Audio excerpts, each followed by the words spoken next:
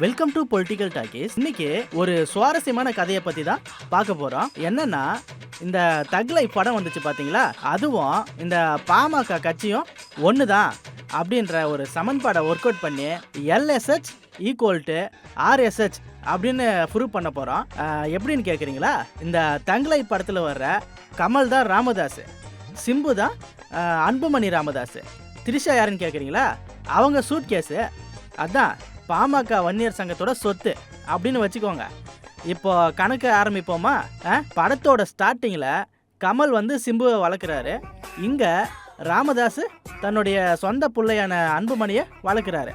எப்படி நாசர், ஜோஜோ ஜார்ஜ் இவங்கள மாதிரி ஆட்கள்லாம் விட்டுட்டு சிம்புவை அடுத்த தலைவனாக கமல் கொண்டு வராரோ, அதே மாதிரி தான் GK மணி மாதிரியான மூத்த அரசியல்வாதிகளை விட்டுட்டு ராமதாஸும் அன்புமணியை வந்து அடுத்த தலைவனாக மாற்ற பார்த்தாரு. அடுத்து கமல் வந்து ஜெயிலில் இருக்க நேரமாக பார்த்து அவங்களுடைய எதிரியாக இருக்கிற சேட்டுக்கிட்ட போய் இந்த 30% டீல் வேணும் அப்படின்னு சிம்பு பேசுவார். அதே மாதிரி அன்புமணி ராமதாஸ்கே தெரியாமல் பாஜக கிட்ட டீல் பேசினாரு. அதனால தான் பாஜக கூட கூட்டணி வச்சுக்கோங்கன்னு சொல்லி காலை பிடிச்சி அழுதாருனால சொன்னார் இல்லைங்களா, அந்த சீனு.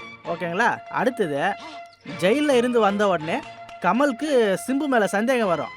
அந்த மாதிரி அன்புமணி ஒருவேளை நம்மளை ஓவர்டேக் பண்ணிடுவாரோ அப்படின்னு ராமதாஸுக்கும் சந்தேகம் வந்துச்சு இல்லையா? அப்புறம் படம் இப்படியே நகர்ந்துட்டு இருக்கும்போது சிம்பு கோவப்பட்டு கமலை போட்டு தள்ளிட்டு அந்த இடத்துக்கு வரணும் அப்படின்னு நினைப்பாரு. அங்கே தான் வரும்ல டைலாக்கு, இனிமேல் இங்கே நான் தான் ரங்கராய சக்திவேல் அப்படின்னு சொல்கிற மாதிரி அன்புமணியும் இனிமேல் நான் தான் ராமதாஸ் அப்படின்னு சொல்லிட்டு சுற்றிட்டு இருந்தார். எல்லாம் என்ன பார்க்குறதுக்கு பனையூருக்கு வாங்க அப்படின்னு கூட்டிகிட்டு திரிஞ்சார்ல, அந்த காலம். அப்புறம் இனி கமல் இல்லை அப்படின்னு சொன்ன உடனே சிம்பு வந்து திரிஷாவை டேக் ஓவர் பண்ண பார்ப்பாரு. அதான் அன்புமணி வன்னியர் சங்க சொத்தை எடுத்துக்க பார்க்குறாரு. இந்த வன்னியர் கூட்டத்தை வந்து நம்ம மொத்தமாக அபகரிக்கணும் அப்படின்னு பார்க்குறாரு. படத்தில் இந்த கமல் வந்து என்ன பண்ணுவார்னா, எழுந்து தப்பிச்சு வருவார்ல, அதே மாதிரி ராமதாஸும் இப்போ அன்புமணியை கட்சியை விட்டு நீக்கிட்டு நான் தான் தலைவர் அப்படின்னு புது கேமை ஆரம்பிக்கிறாரு. இந்த தக்லை படத்துலையும் பார்த்தீங்கன்னா அப்பா பிள்ளைக்கு நடந்த சண்டை பொது வேலைக்கு வந்துடும். அதே மாதிரி தான் பாமகவோட கொலாயடி சண்டையும் தெருவுக்கு வந்துச்சு. கமல் கூட இருந்த ஆளுங்க எப்படி அவருக்கு துரோகம் பண்ணுறாங்களோ, அதே மாதிரி ராமதாஸுக்கு இந்த திலகபாமா அந்த மாதிரி ஆளுங்க துரோகம் பண்ணிட்டு அன்புமணி பின்னாடி பனையூருக்கு போகிறாங்க. இப்படி மாறி மாறி மாறி மாறி கமலுக்கும் சிம்புக்கும் சண்டை நடக்குது பார்த்தீங்களா? அதே மாதிரி தான் அன்புமணிக்கும் ராமதாஸுக்கும் இப்போ வரைக்கும் சண்டை போயிட்டுருக்கு. எப்படி நம்ம கமல் வந்து இந்த நேபாளெலாம் போயிட்டு நிறைய வித்தையெல்லாம் கற்றுக்கிட்டு சண்டை போடுறாரோ, அதே மாதிரி நம்ம பெரிய ஐயா ராமதாஸும் ஸ்விம்மிங் பூலில் இறங்கி யோகா பண்ணி எனர்ஜி ஏற்றிக்கிட்டு இருக்காரு. பார்ப்போம் என்னைக்கு சண்டை நடக்குதுன்னு. இந்த சண்டைக்கு நடுவில் திரிஷா எனக்கு தான் சொந்தம்னு சிம்பு போய் பேசுவார்ல, அந்த மாதிரி அன்புமணியும் கட்சி தலைவர் நான் தான், கட்சியோட சொத்தும் எனக்கு தான் அப்படின்னு சொல்லிட்டு இருக்காரு. இப்போ திரும்பவும் ஆரம்பத்துக்கு போங்க.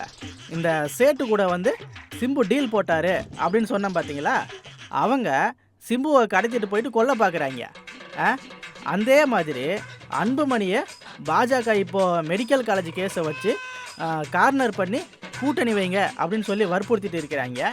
அவங்கக்கிட்ட இருந்து தப்பிச்சு வர்ற சிம்பு கிளைமேக்ஸில் கமல்கிட்ட சண்டை போடுறாரு.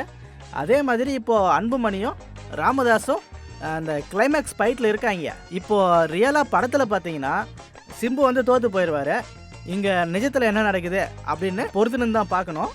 ஆனால் ஒரு விஷயம் மட்டும் கன்ஃபார்மாக சொல்லலாம், கமலும் மணிரத்னமும் பாமகவோட கதையை வச்சு ஒரு நிஜமான ஒரு படத்தை நமக்கு எடுத்து காமிச்சிருக்காங்க. அந்த தக்லை படத்தோட நிலைமை என்ன ஆச்சு அப்படின்னு நமக்கே தெரியும். அதே நிலைமை தான் பாமகக்கும்.